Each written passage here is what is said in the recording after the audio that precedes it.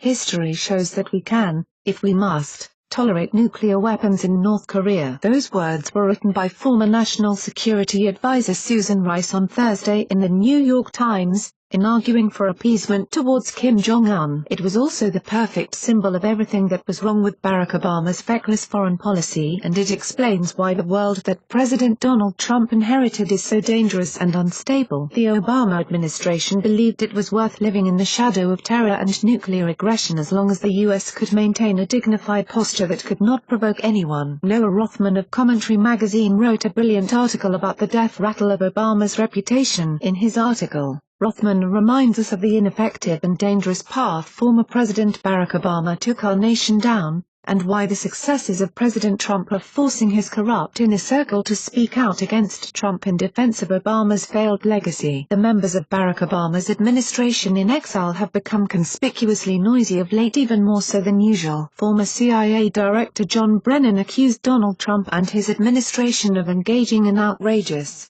narcissistic behavior typical of vengeful autocrats by threatening proportionate retaliation against countries that voted to condemn the United States and the United Nations, as though that were unprecedented. It is not. James Clapper, Obama's Director of National Intelligence, all but alleged that the president is a Russian asset.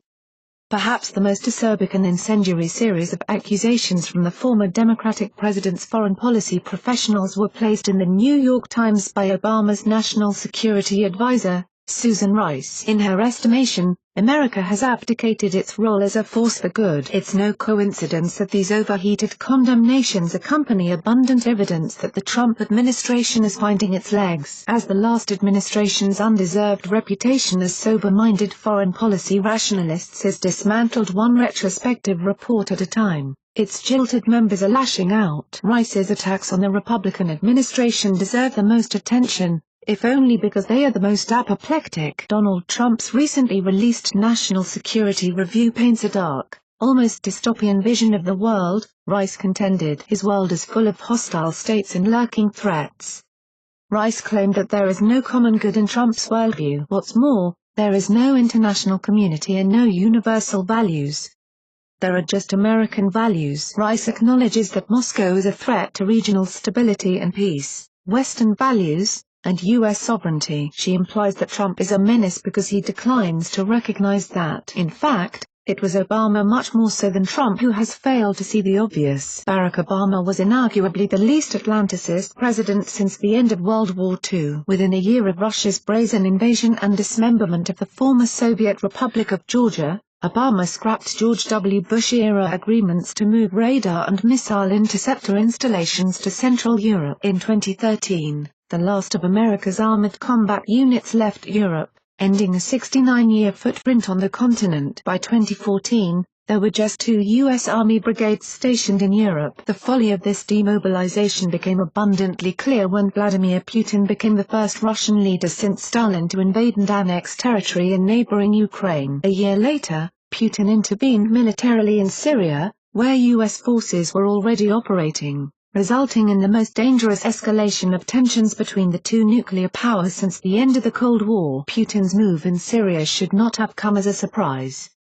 Barack Obama outsourced the resolution of the Syrian conflict to Moscow in 2013, if only to avoid making good on his self-set red line for intervention in that conflict despite the norm-shattering use of WMDs on civilians. Even Rice's chief complaint about Trump, his failure to condemn Putin's brazen intervention in the 2016 election, didn't elicit a reaction from Barack Obama until the final month of his presidency. By contrast, and to the surprise of just about everyone, the Trump administration has been tough on Russia. Trump has ordered harsh sanctions on Moscow's Iranian allies for violating United Nations resolutions, a course the Obama administration declined to take even if it allowed Hezbollah terrorists with direct links to Putin to operate with impunity. He ordered long-overdue airstrikes on Putin's vassal regime in Syria, halting any further use of chemical weapons in the process. Trump not only declined to lift Obama-era sanctions on Moscow, as many feared he would, but expanded them. This administration closed Russian consulates and annexes in the United States. It has targeted Putin allies like Chechen strongman Ramzan Kadyrov under the Magnitsky Act, the same act that Kremlin cut out Natalia Veselnitskaya lobbied the Trump campaign to scuttle. Trump has even gone so far as to open U.S. arms sales to Ukraine,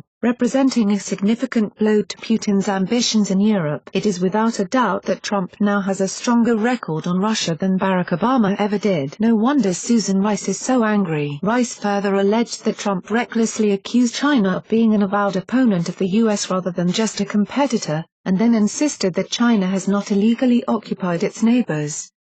Tell that to Brunei, Malaysia, the Philippines, Vietnam, or Taiwan, each of which lay claim to strategic territory in the South China Sea that the People's Republic seized and turned into forward air and naval bases. Rice suggested that Trump's realists decided to lump Beijing in with Moscow, not because it is a rising military and economic power, but because they wanted to placate American nationalists. Though this White House declined to defibrillate the Trans-Pacific Partnership Free Trade Agreement back to life when it inherited its corpse, it has done a far more comprehensive job of working with Beijing to isolate Pyongyang than Obama did. As the North Korea nuclear crisis intensifies, China has backed fresh sanctions on North Korean financial institutions, cut off all access to Chinese iron, lead, and coal, and may even scale back petroleum deliveries to the Stalin estate by as much as 90%. And all in the space of 1 year. Rice contended that the document failed to itemize the discrete identities on whose behalf the U.S. should labor: LGBT people, people in poverty, people with AIDS, people under 30, etc. Rather, the document insists that all mankind, regardless of conditions or accidents of birth, are objects of U.S. interest. Rice complained that climate change is no longer viewed as a threat to national security. Good. Climate change is not itself a threat to American national security but a threat multiplier, as the weather has always been. Save for some valid concerns about the prospect of an overly restrictive immigration policy and the precariousness of U.S. free trade obligations, Rice painted a picture not of a radical administration but one that is returning to a familiar status quo ante. In nearly all respects, it was Obama's White House, not Trump's, that adopted an ideological foreign policy and rendered the U.S. and the world less safe as a result. Even as early as March of 2017, it was clear that the Obama administration's foreign policy professionals were quite insecure about how posterity would remember their stewardship of American interests abroad. They had every reason to be. For now, at least, the Trump administration has declined to govern as Trump campaigned. Not as a populist firebrand but a conventional Republican. Susan Rice and her former White House colleagues have every reason to worry, but not for the United States. Their reputations, however, are another matter entirely.